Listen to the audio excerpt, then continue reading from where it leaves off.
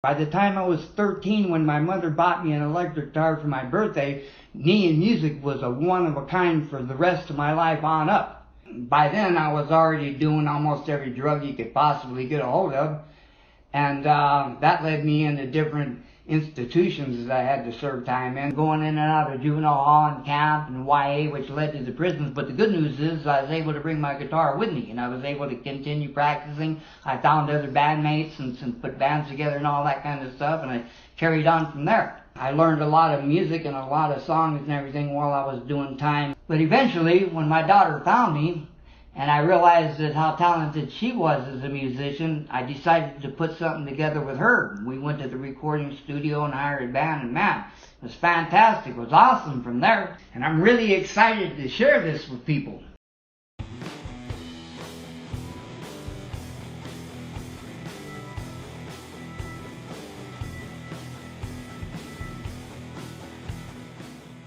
Don was a creative survivor. He was a person who started from very little and had the combination of street smarts and savant sentiments to survive in this world. So every approach that he had as an individual, as independent as he was throughout his life, was very unique.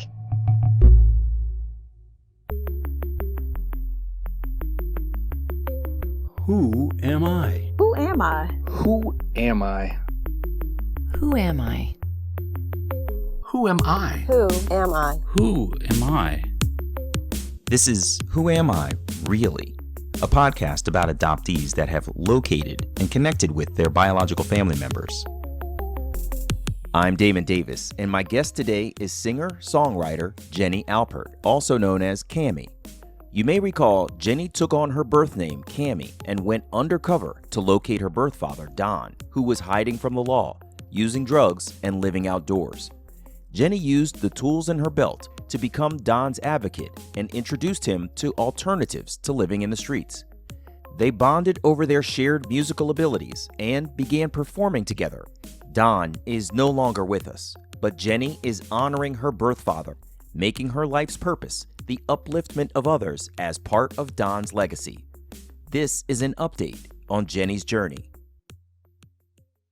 Jenni was adopted out of the foster care system when she was 4 years old.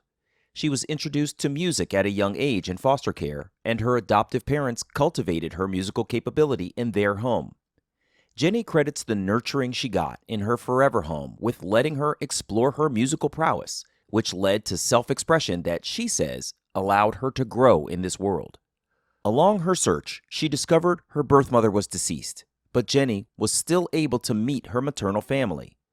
Jenni's birth name was Cameron, or Cami for short.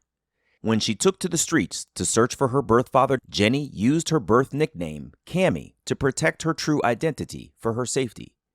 Jenni went into the streets to find out if her birth father was still alive. To have this preparation with what I call the belt of tools.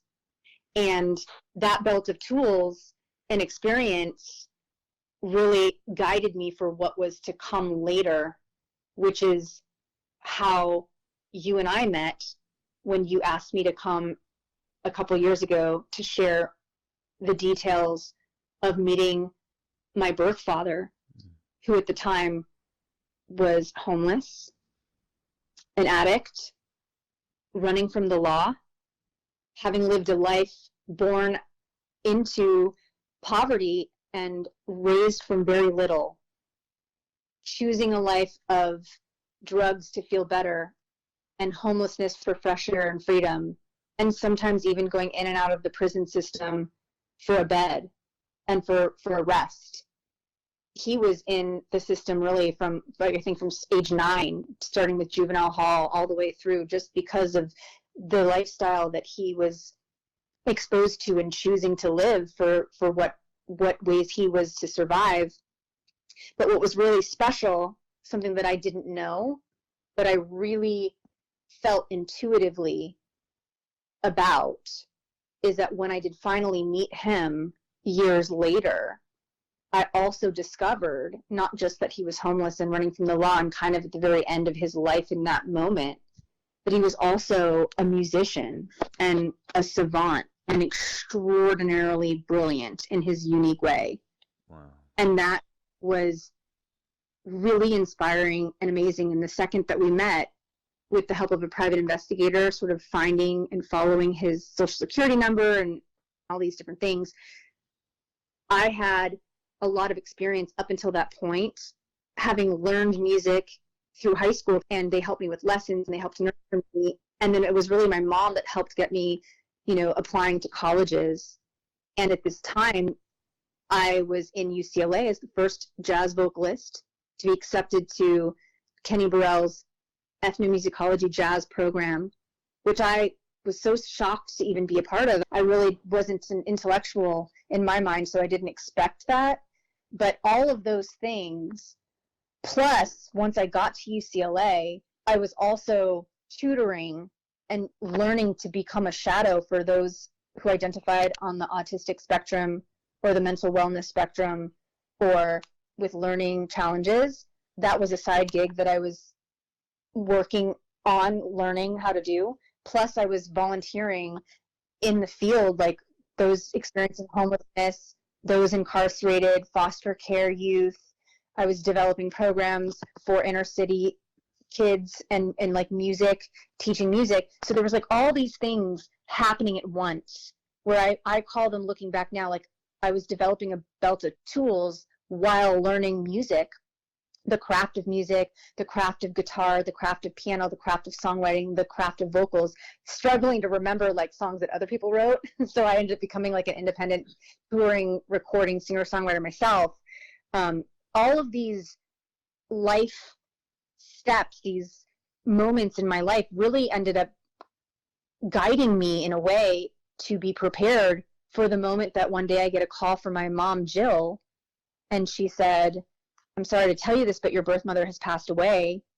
And I feel badly you never had a chance to meet her, and she had such an interesting life, and she passed away on the sidewalk, like her heart gave out, and she was 56, and I never had a chance to meet her." And that was sort of the beginning of getting this packet of paperwork that had been drafted through the legal system most all of my life, paralleling what was happening for me, surviving through this, nurture while nature was trailing behind me. And all of a sudden now I get this packet of paper, and it basically was an invitation to learn, who am I really? Where do I come from? And it was the pivotal moment a few years later, that I decided, when I was struggling with trying to have intimate relationships myself, building a family of my own, figuring out, who am I? Like, what's my identity? Where do I come from?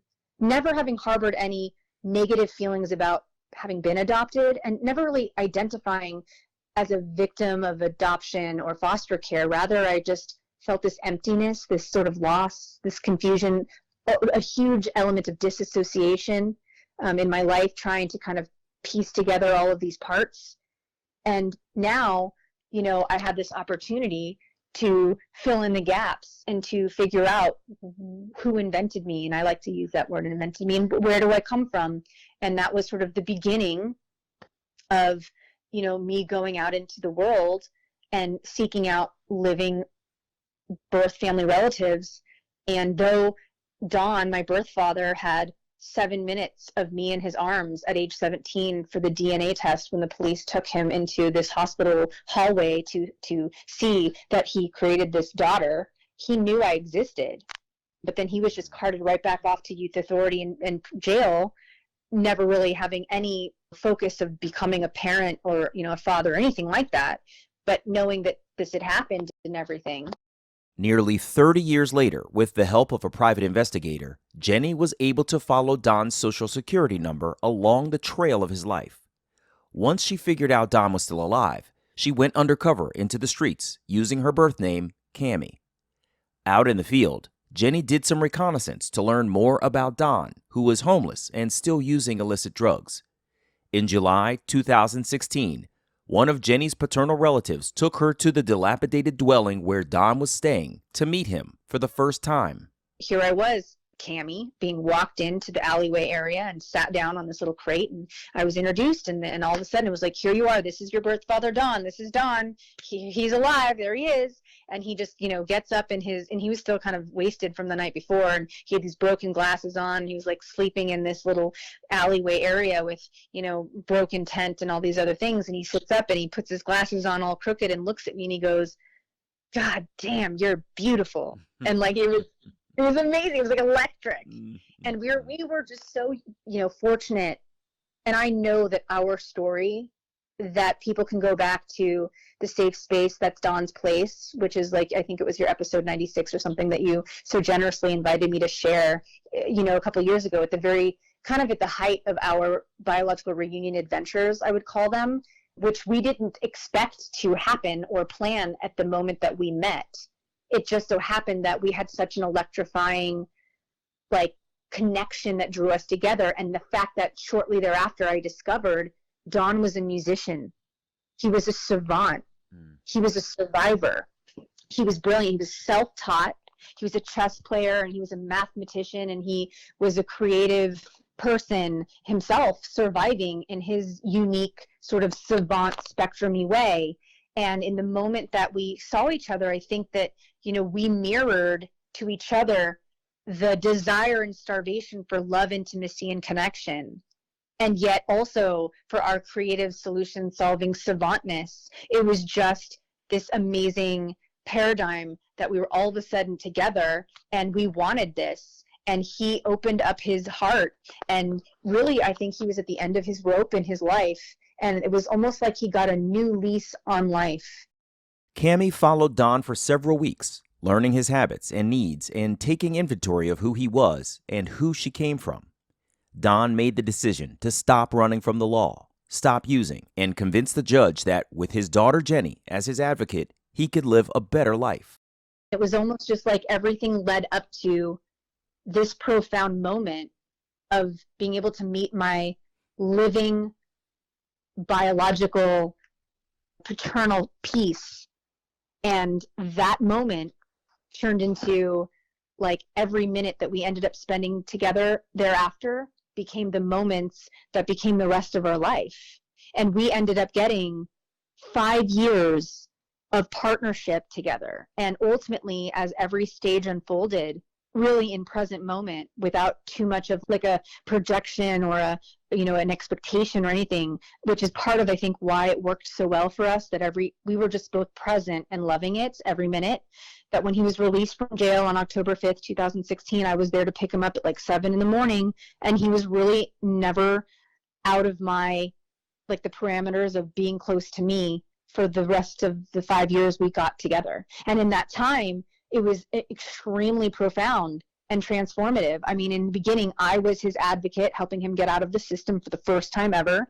Discovering that he was a musician and that I was a musician was a huge foundational piece for us, because we partnered together, ultimately playing music, volunteering for those experiencing homelessness, meeting so many people like yourself in the adoption constellation world, having opportunities to perform and speak at CUB, Concerned United Birth Parents. They had a retreat we performed at. Celia Center with Jeanette Yoff, we performed at a couple of her events and her support groups for the adoption constellation. We also spoke at Hope of the Valley and became key speaker performers for a lot of their clients that ultimately became residents in their tiny homes that they eventually pioneered later on. But in the beginning, it was me shadowing Don, putting him in positions of to become a volunteer and partnering with him in that way, and sort of stepping out and letting him have the limelight as a speaker. And he developed from this self-identified vagrant into this like self-esteemed volunteer, and the transformation was amazing, and the impact of who we were able to connect with and reach over really, I think, the first 3 years, because COVID, the pandemic, as everyone experienced, it really sort of slowed things down. It gave us a chance to kind of just live our lives as people, and I really think that the COVID part, that the pandemic was a huge pivot because we had such a time at home together, because by then he had stopped using completely and I had created these parameters and he let me lead and help him and guide. It became this turning point where he then shifted into a more, like, it was almost like he had this coming of age transition during the first 3 years of me leading and guiding him and being sort of like the guide role. And then all of a sudden when the pandemic hit and we had a lot of downtime at home, by then I had adopted him completely into my, I would say, into my care. And I was this caregiving partner with him, helping make sure that there was a safe space, Dawn's place, in as many situations as we could create. Plus we're volunteering and performing now and all these different things. Now the pandemic hits and everything's paused. It gave Dawn a chance to kind of, I think, have a perspective of what we did together. A documentary film crew interviewed and filmed Jenni and Dawn for the short film called Homeless, the Soundtrack, which flew through the Independent Film Festival circuit in 2018. Back when Don was in prison, his nickname was Manhattan Don because he always had big dreams of going to New York, but he could never make his dream come true because he was always in trouble. The documentary about Jenni and Don's story changed that when the pair were flown to the Tribeca Film Festival to perform their music together. Another time, they performed at a sleepout to end homelessness at the Rose Bowl in California. Amazing things were happening. Then, the pandemic forced everyone into quarantine. We have this time to pause, and all of a sudden, the last real year and a half of our adventures, I saw Don transform now to almost like a sage, and he became concerned with my well-being and my future and passing the baton and wanting to kind of advocate for my, my future. And it was amazing. And, for any listener who's tuning in, unfortunately, we don't live forever. And Don lived a hard life. And the lease on life that he had for the 3 really amazing years we were able to really go out in the field and do things together. And then the remaining 2 we had to just kind of live and love and just sort of bask in what had happened. Don's liver gave out because of the life that he lived. And here I was, aware it was going to happen. He was aware, and we were trying to do more, and his health began to decline. And by this time, I had moved us into a house, and he had his own room for the first time in his life and a whole yard to have, which was really amazing, that we were so lucky with the timing to have this regression here of this pause in the pandemic. And his liver just started to fail, and he died. He died about 8 months ago. And so now, we're kind of in the aftermath. And I was kind of, playing around with the words when I was emailing back and forth to Damon here. I said, oh, this will probably be like the adoptees' aftermath of when you have a profound reunion, or maybe we don't have it profound. But when you find who you are really, and you have a chance to learn where you come from and even maybe meet your birth parents or siblings or whomever, where you genetically come from, and then they pass away and they die. Or maybe they've died before you really had a chance to meet them, but you get to learn sort of a piece. But really, when you meet them, if it works out and then they die, there is an entire conversational piece that I think would be really helpful to talk about, because it is a loss, and grief is very all-encompassing. And there's already grief that, adoptees or those in the adoption constellation will talk about, birth parents who relinquished their children either because they had to or they wanted to or it just didn't work out. You have the adoptee who has grief from trying to find their self-identity and explore, who am I really? And is it really, or who am I also? And then you have the possibility of reunion in terms of meeting somebody, and will that even work out? There may be the grief of it not working out. There may be some grief of it working out. And then finally, you may have the piece where we're going to talk about today, which is losing somebody because they pass away. And what does that mean? And have we lost them, or are we giving them back to where we go? or whatever anybody believes and how they want to frame it, there's a lot to unpack there. But then now here we are today, 8 months after he passed away. And, it's an adjustment. It's an adjustment. Yeah, can you And tell me a little bit about that? Because for the listener, I don't know if they actually realize what it means to have the safe space that is Don's place. Because what you told me the first time we talked was that you created a place where you were guiding him, but he was there by his choice, and he was living with you. And so you've now gone from what it sounded like was relatively independent living on your own to bringing your own father in off the street by his choice. And you guys are both roommates. You are musical partners. It sounded like you guys were together almost all the time. Tell me about how this transition is going for you, like what it was like to have him there all the time with you, and how you're doing now in the aftermath of that. Well, I think to back up a little bit, answer some of the earlier questions to frame it well. Don was a creative survivor. He was a person who started from very little and had the combination of street smarts and savant sentiments to survive in this world.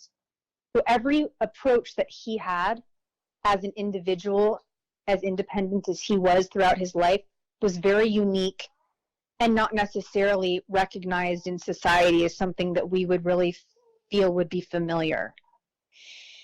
He always had some sense of institutionalization because he was in and out of prisons and jails and group homes, and sometimes put in mental facilities or addiction facilities to kind of figure out how to change the trajectory of what was happening, which never really worked.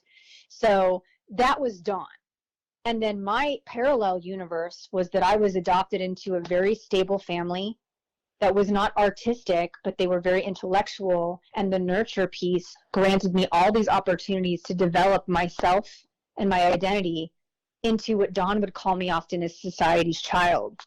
And then when our paths crossed and we met together and had this intuitive inkling of understanding that we would make great partners and we would do so well together, and we wanted that so much, that as that unfolded, my social skills experience, a lot as like a special needs shadow, came into play. And I used tactics and tools from what I discovered would work when I was working as a tutor for those who identified as autistic or those who were homeless. I used creative parameters to guide Don and to keep myself safe and to keep Don safe. And that was happening in real time pretty much from the moment we met. And I think that piece, which is a little hard and abstract to kind of understand, that listeners might not really still get it, the point is that piece is what made our partnership work and our story so unique. Mm-hmm. Because what I would do essentially was I would take inventory of what Don felt was his identity and how he liked to live and what he knew, because he never had frozen yogurt till we met. He never had In-N-Out. He didn't know what craft coffee was. He didn't really know much about what we know in terms of like people who are really influential in their lives because of whatever they're given and whatever they're exposed to. And then we have what we understand to be society and what we understand to be common everyday thought or everyday action or everyday behavior. Well, Don had none of that. And so he was up against a whole strange world. And I came from a place where I was always identified as an octagon in like a square world or a circular world. And I always felt a little different anyway. And I made my own way, being creative and different, and tried to survive myself. So we could see in each other this mirror. So I think there was a connection there. There was a bond there. There was an admiration and similarity there, and then there became a trust relatively quickly. So from the very beginning, I was doing things creatively, and I would call them safe space Dawn's place. For example, Dawn loved being outside. I wanted to find out why.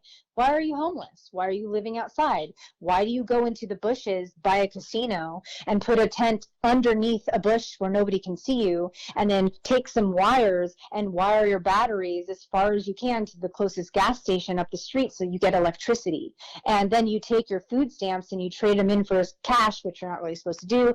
Then he goes into the casino because he's a mathematician and knows probability, figures out how to win as much as he can. If he loses, he leaves. But if he wins, he takes his money, and then he gets food, and then he can get his drugs, and then he can go and hide and get high so he can be happy and start all over again until he gets caught for doing something wrong or being in the wrong place at the wrong time. And so that was sort of like the summary of what I discovered. So instead of being scared, instead of being judgmental, I chose to focus on his strengths, his skills, and what was interesting to him. Music was one of them. Chess was another.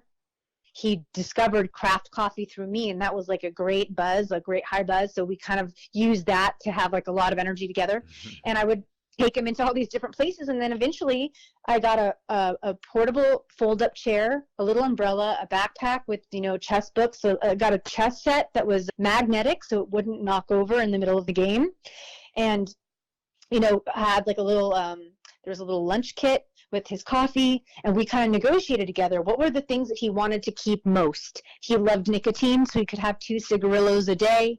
We were okay with medical marijuana as long as I had it and measured it and managed it, because that was helpful for like relaxation rather than any mental wellness medication that could make you tired. I just wanted to make sure that it was safe and legal and okay, and by that time it was. And then really when it came to like anything else, he didn't do anything else. If there was any moment to have a libation of any kind, and normally you would think, oh, if you're an alcoholic or an addict, you have to be 100% abstinent or it won't work. But for Don, we were able to find a parameter, and he let me lead that. He let me explain to him that if you're going to have a drink, it's got to be a certain amount at a certain time, and I'll provide it for you so you can still enjoy it. But the thing is we might get a call to play a gig. And if you're wasted or unable to function, we won't be a strong partnership, and the music won't happen. And so it was really interesting when I framed it like that. He just chose most always to just follow the lead. And I think it was because he was driven by love, want connection, want the music, and was really blown away by the fact that he invented, and we use that term, he invented me. I was an extension of him. And sometimes later on he would say, you're the best thing that I did. And I was so touched. Don spoke often about how grateful he was to Jenni's adoptive parents, Jill and Bill, for adopting and raising her. He felt like they had done a great job nurturing Jenni, and Don recognized it was something he couldn't have done.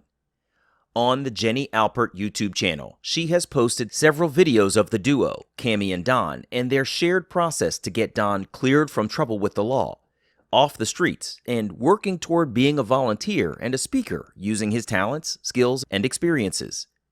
Jenni saw Don shift from being a self-identified vagrant to a self-reliant volunteer who brought impactful speeches and performances to his audiences. Don made appearances before residents and clients of Hope of the Valley, a rescue mission dedicated to reducing and eliminating poverty, hunger, and homelessness. He appeared at the Celia Center, a nonprofit supporting members of the adoption and foster constellations. Cami and Don, the biological duo, performed at a retreat for Concerned United Birth Parents, or CUB, and so many more organizations extended invitations to the pair to speak and perform. It was really incredible to see this transformation of Don with his confidence once he was able to really be present and experience things in a completely new way. But all along the way, it was never that what I was providing or offering was better. It simply was different. And that's where the safe space Don's place would come in, is that I would create these portable safe space Don's places within this concept of a parameter, so that if I were going to the market and he wanted to come, then he would just sort of sit there in his little chair with the umbrella, and he would sit there and wait for me. And yeah, we spent every second together. And it wasn't that he moved in. It wasn't that he moved in and lived with me, because I think that kind of sounds a little more self-reliant than the truth. It was that I created a space where Don felt safe enough to come and be with me. eventually we went from living downtown LA to the condo to the house that I have now, where there's a yard. And we were very lucky because the first 3 years of our biological reunion journey was incredible. I mean, we really went from, me shadowing him for a year and really taking inventory of all of these steps, getting him security and safety and social services and, kind of this routine going on, and taking inventory of everything every day to see how it was working. And it was working. And there was like a lot of safety parameters there, to the second year kind of unfolding and him developing. So then the third year of this documentary team stepping in and wanting to make a short doc, Homeless, the soundtrack, about the early years of our biological reunion. And that basically traveling through the festival circuit. And all the while that's happening, we're, developing our Cami and Dawn Home is Where the Heart Is, an adoption and biological reunion story performance, where we're going around to different organizations and all over to share our story. But the impact started to become overwhelmingly profound. Yeah. And finally, when the pandemic hit for so many people and everything paused, we found ourselves here, where all of a sudden the paradigm shifted, and now Don had this real coming of age. I think he just had a lot of time to just sort of sit back and have perspective on what we had done, what happened for him, and that was amazing to watch and see. So that it was really like a passing of the guard to help me for the rest of my life. And, when he passed away, I mean, nothing can prepare you for the piece of missing someone. Nothing can prepare you, whether you spend every day with them, every hour, or you have quality time with the best memories. Or maybe there's, in juxtaposition, there's a real traumatic exchange that never gets resolved, which is harder. I can only imagine would be harder.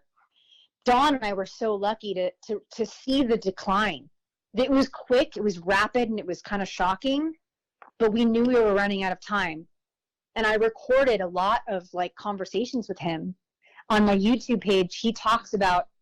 He has conversations, he answers questions to me about, what he would say to adoptees who are wondering about their birth family members, or what he would say to biological parents who had to relinquish their children, or what he might say to those experiencing homelessness and choosing drugs. And, he had such unique things. He would say, well, someone's got to raise you, thank them for what they could do, thank them for what they couldn't do, and then, raise yourself and be thankful.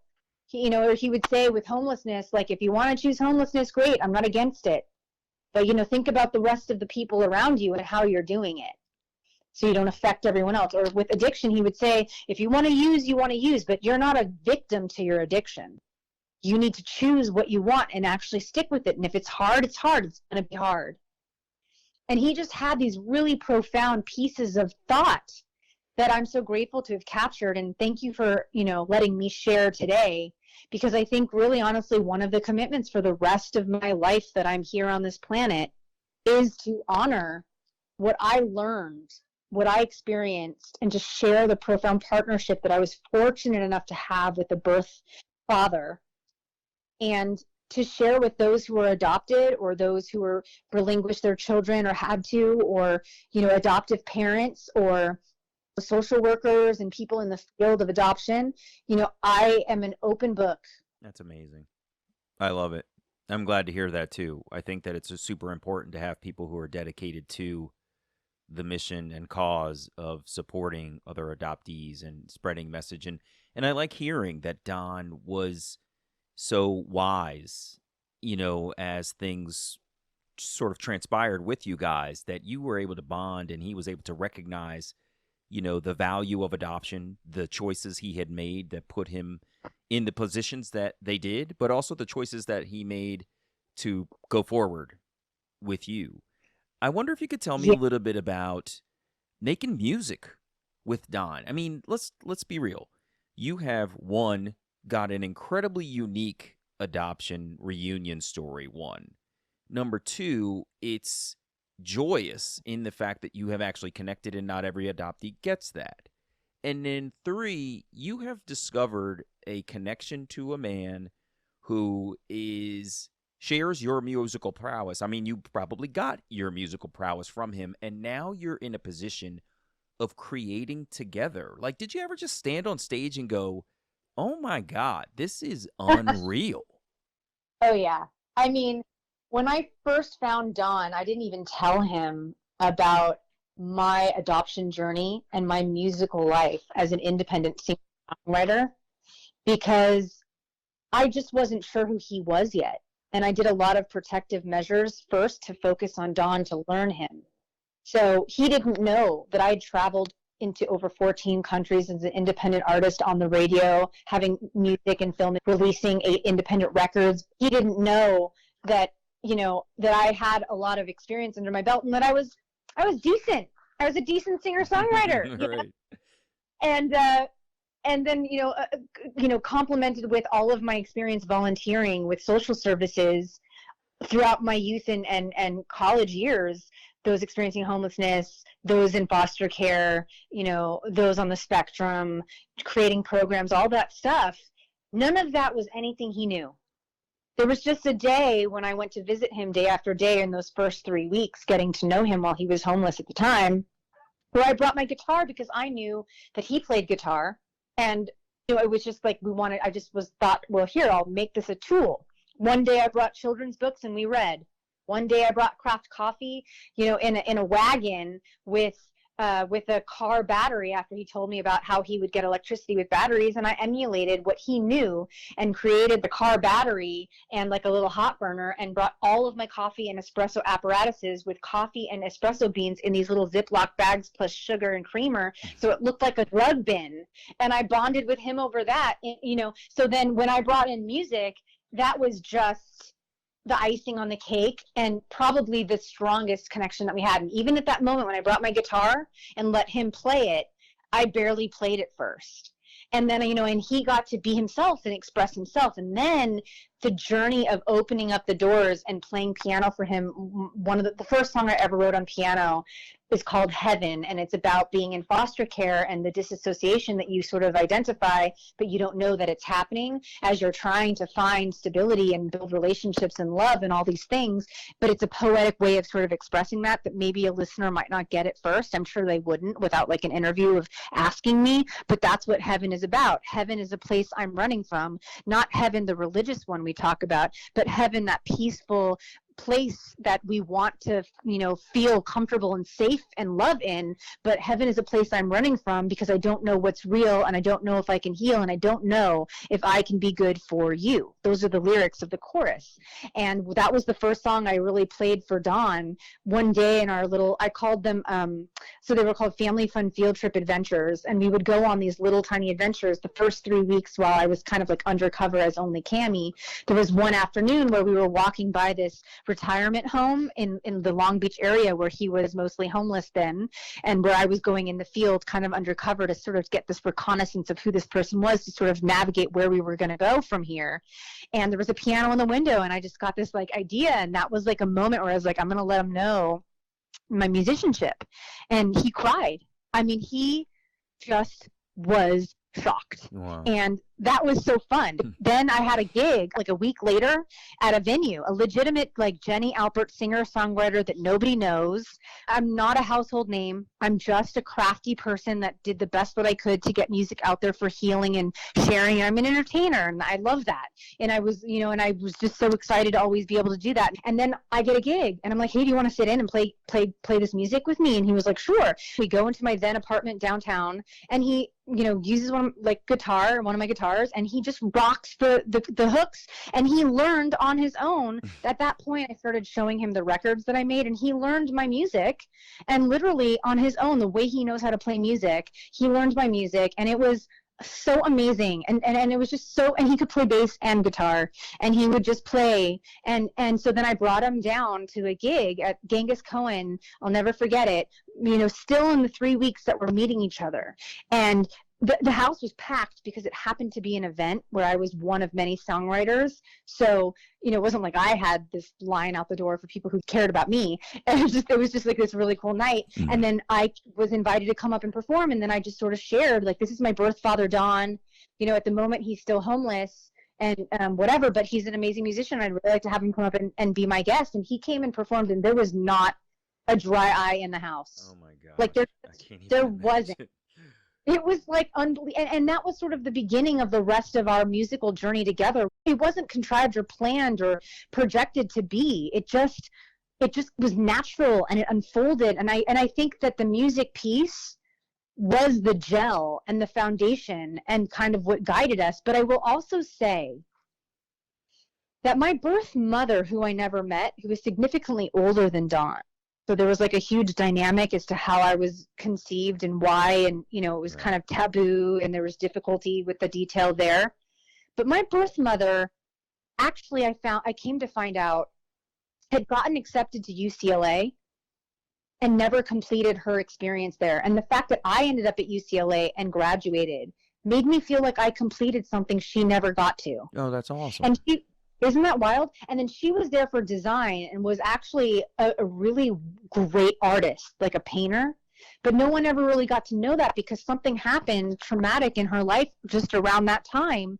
And it really pushed, the schizophrenic situation.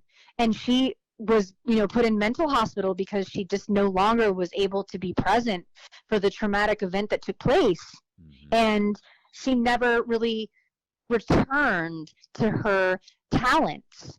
And years later, before I found Dawn and I learned a bit about my birth mother and her story, I happened to have a difficult summer and learned how to paint for one summer. Like, I never really painted ever in my life, and I still to this day don't identify as a fine artist. But there was a summer where I was guided by a painter, and I have a whole bunch of paintings now in my house that I look at and I don't even believe that I did them. I almost feel like this genetic DNA memory receptor from my birth mother helped me paint those paintings to complete something that she never did. Wow. And even and the interior decoration that happened both in the condo and then here, the house, those pieces as well, I feel like are an extension of what my birth mother never got to finish. Jenni said she's really into the connections that people have to their genetic families and the traits and gifts we inherit from them. She feels like she's one of the lucky adoptees who never had resentment, is thankful and appreciative for the life she's led with her adoptive parents, and for the knowledge she's gained about her maternal and paternal families. Now, I'm in a new chapter. I mean, we have lives in our life. And now It's been about 8 months. Don passed away. His new lease on life with me expired, and we knew it was coming. He knew kind of the whole time.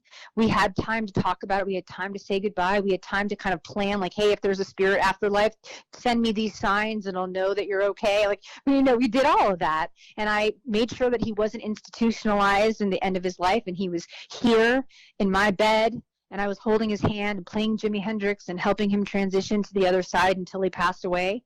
And I'm proud of that. I told Jenni I thought it was really amazing that she made space in her life to grant Don the opportunity to have a new lease on life with her. She said it took a while to build up their partnership. At first, she contemplated having Don live somewhere else.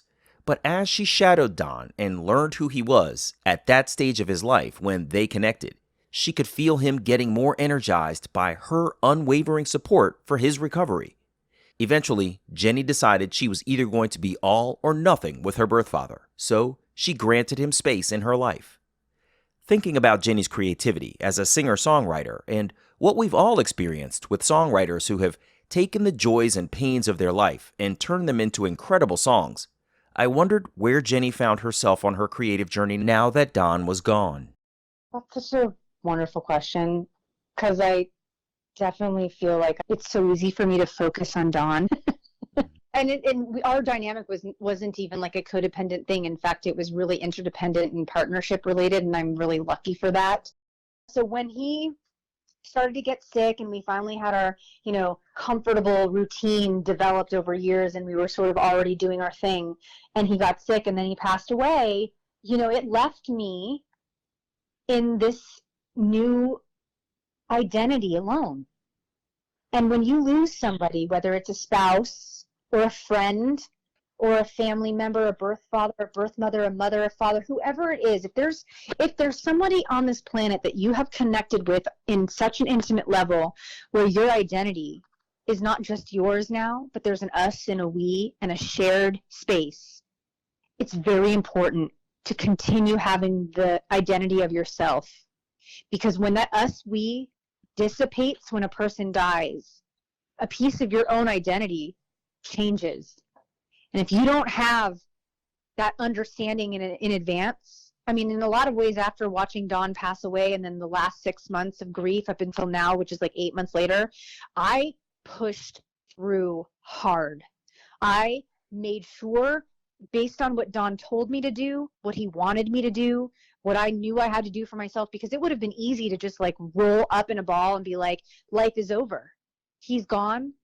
All of our future dreams, our musicianship. I had scheduled a 32-day tour around the United States that I had funding for and was planning. Dawn and I were literally like practically touring on the road when his liver gave out. We had to come back and, get some hospital tests to realize like it was over. And all of those visions and those dreams, I mean, we were on national TV and we were about to be on it again. And we were about to be in radio shows, and we were starting to grow into like pretty big venues. And I think that we would have been able to have more of an outreach and more of an impact for those experiencing homelessness. I mean, this was a real special tour. And together he sort of assisted me, and I wrote a memoir of our story and his background, and interviewed him a bunch to have all this going on. Plus we had Homeless, the soundtrack, the documentary that was going to come out non-exclusively for people to get a nugget for who we are. So there was a lot of really special, bigger things than us that we could be a part of and share with purpose. And then he's gone. Yeah, that's really true. And it is, and in another way, it's the biggest gift, because for the rest of my life, I will try to continue to be present with purpose and perseverance. They're like the big P's for me. Presence with purpose and perseverance, and to be able to help other people who may be in a situation or connected or struggling, and continue the purpose that Dawn and I sort of built together. And, I was a musician, a recording independent touring artist before Dawn. I was a volunteer in social services and, for different nonprofits before Dawn. And I was a person before Dawn. And it's hard to negotiate by myself at night that the 5 years of profound, incredible love, unconditional love, a sort of extension of oneself, something that I can't really put into words because I never had that before. I mean, I had other kinds of love.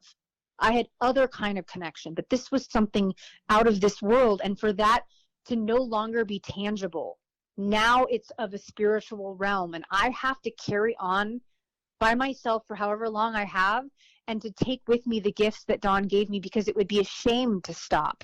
It would be a shame to throw it away. Yeah. It would be a shame. And so the answer to your question is, I hope from here on out, besides being granted the honor to, share with you today and your listeners here. So everybody, really thank you. Thank you for tuning in and for sticking it out with my long-winded monologues, with who am I really? Who are we? And I like to sometimes say, like, who am I also? Yeah. Who am I? I like Who that. am I also?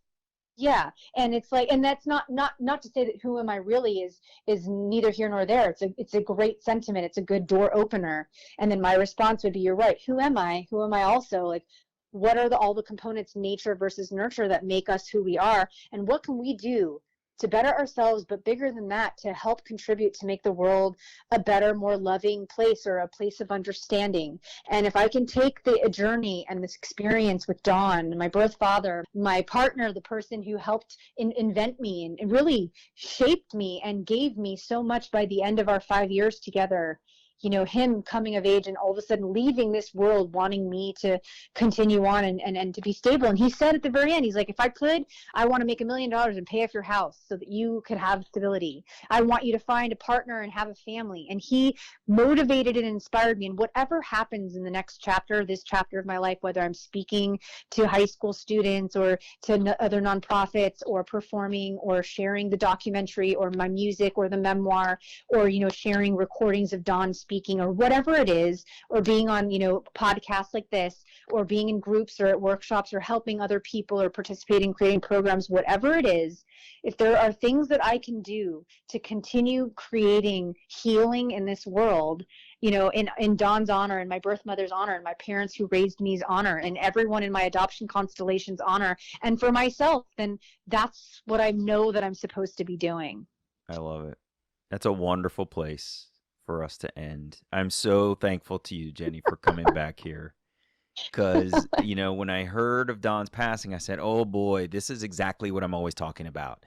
That when you hear a person's story on the podcast, that is but a moment in time. And these stories, these journeys, these lives continue. And it's important for folks to have an opportunity to come back. And I'm so grateful to you for taking time to do so. I'm sorry for your loss, but I'm amazed at your and Dawn's love for each other. It's inspiring to hear. I know a lot of adoptees wish that they could experience something remotely close to what you had. And you sound just, grateful for the life that you've lived. And I'm glad for that. And I'm glad that you're inspired to keep going and to uplift other people. So thank you so much for being here, Jenni. Well, thank you for having me. And if anybody has any extra questions or want to continue the search of connecting with us and our story, because I do say us in real time, you can email me at JenniAlpert@gmail.com. So that's JenniAlpert.com if you have questions or you want to share and ask, perspective. And then, I have a website also, which is www.JenniAlpert.com. And then you can check out Homeless, the soundtrack, which is online, or some recordings of Dawn and I performing live, or the memoir, Home is Where the Heart Is, an adoption and biological reunion story. It's kind of a quick read, mostly with pictures, and there's a lot to unpack. And I guess I'm not trying to self-promote here, but I'm just trying to say that if you're on a journey and you're making decisions and trying to figure out how to navigate it for yourself, wherever you fall in the adoption constellation, and you want just an ear, then, through Damon, I'd be happy to answer questions or share or be a part of your experience. So thank you for tuning in, and thank you for having me. And I'm really grateful. So that's it. All right. Thank you so much, Jenni. All the best to you. Okay. Take care. Okay. Thank you. You're all right. Bye-bye. Bye. Hey, it's me. Cami and Dawn, the biological duo, have an amazing reunion experience with both love and loss. It's the experience of a daughter, invented by a man who couldn't take care of her, raised in adoption by nurturing parents. And it's a story of a woman who rediscovered her birth father and helped him reinvent himself to make an impact on the adoption and fostering, homeless, and substance abuse communities. As reunions go, theirs is pretty incredible. Jenni reminded us that our time here together is short. Many of us hope for more time with our loved ones before their days here with us come to an end. I know I did when I lost my birth mother, Anne. But for those of us who were able to spend precious moments with the people we found, a little time together is better than continuing the lifetime we've already spent apart. I'm Damon Davis, and I hope you found something in Jenni's story that inspired you, validates your feelings about wanting to search, or motivates you to have the strength along your journey to learn, who am I, really? If you would like to share your adoption journey and your attempt to connect with your biological family, please visit whoamireallypodcast.com/share. You can follow the show at facebook.com/WAIReally. If the show is meaningful to you, you can support me with a contribution to keep it going on patreon.com/WAIReally. Please subscribe to Who Am I Really on Apple Podcasts, Google Play, or wherever you get your podcasts. It would mean so much to me if you took a moment to leave a 5-star rating there. Those ratings can help others to find the podcast too.